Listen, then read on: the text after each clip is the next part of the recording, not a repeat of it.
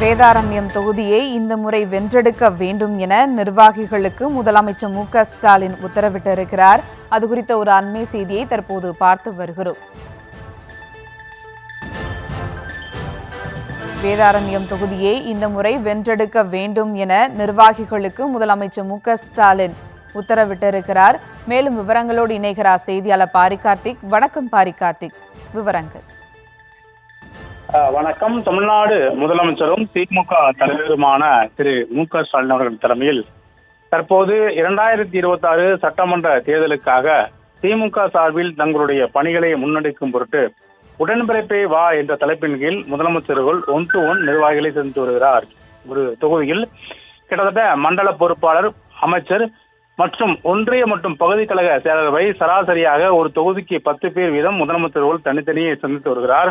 இதன் அடிப்படையில் என்றால் கிட்டத்தட்ட 2021 சட்டமன்ற தேர்தலின் போது முதற்கட்டமாக தோல்வியடைந்த தொகுதிகள், 2024 நாடாளுமன்ற தேர்தலின் போது குறைந்த வாக்கு பெற்ற தொகுதியில் என முதற்கட்டமாக 100 தொகுதிகளை கணக்கெடுத்து அந்த நிர்வாகிகளை முதலமைச்சர்கள் தனித்தனியாக ஒவ்வொருத்தர் வீதம் 10 நிமிடம் சந்தித்து வருகிறார். அப்போது அங்க இருக்கக்கூடிய பிரச்சனைகள், குறிப்பாக 2024 நாடாளுமன்ற தேர்தலின் போது வாக்கு குறைவானதற்கான காரணம், 2021 சட்டமன்ற தேர்தலின் போது தோல்வி அடைந்ததற்கான காரணம் என்னவெல்லாம் முதலமைச்சர்கள் கேட்டு வருகின்றார். குறிப்பாக உள்கட்சி பிரச்சனை அதிகமாக இருக்கும் தொகுதிகளை முதற்கட்டமாக அழைத்து அவர்களை கண்டித்து வருகிறார். தொடர்ச்சியாக இது போன்ற செயல்களில் ஈடுபட்டால் அனைவரும் அந்த தொகுதியில் கூண்டோடு மாற்றப்படுவீர்கள் என முதலமைச்சர்கள் எச்சரிக்கை விடுத்திருக்கிறார். அது மட்டுமல்ல, இன்றைய தினம் புதுக்கோட்டை, வேதாரண்யம், பல்லாவரம் என அந்த 3 தொகுதிகளைச் சேர்ந்த நிர்வாகிகளை முதலமைச்சர் சந்தித்து வருகிறார்.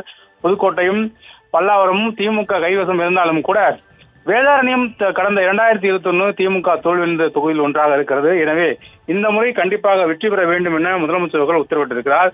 ஒருவேளை வெற்றியை தவறும் பட்சத்தில் அனைவரும், அதாவது ஒட்டுமொத்த சட்டமன்ற நிர்வாகமே மாற்றப்படுவீர்கள் என முதலமைச்சர்கள் எச்சரிக்கை விடுத்திருக்கிறார். அதன் அடிப்படையில் இந்த 3 தொகுதியில் இருக்கக்கூடிய பிரச்சனைகளும் முதலமைச்சர்கள் கேட்டெடுத்து வருகிறார். அது மட்டுமல்லாமல் அரசனுடைய சாதனை திட்டங்களை பொதுமக்களிடத்தில் எடுத்துச் செல்லும் வகையில் துண்டு பிரச்சாரங்கள் ஒளிவாக தொடர்ந்து பொதுமக்களை சந்திக்க வேண்டும் என முதலமைச்சர்கள் உத்தரவிட்டு வருகிறார்.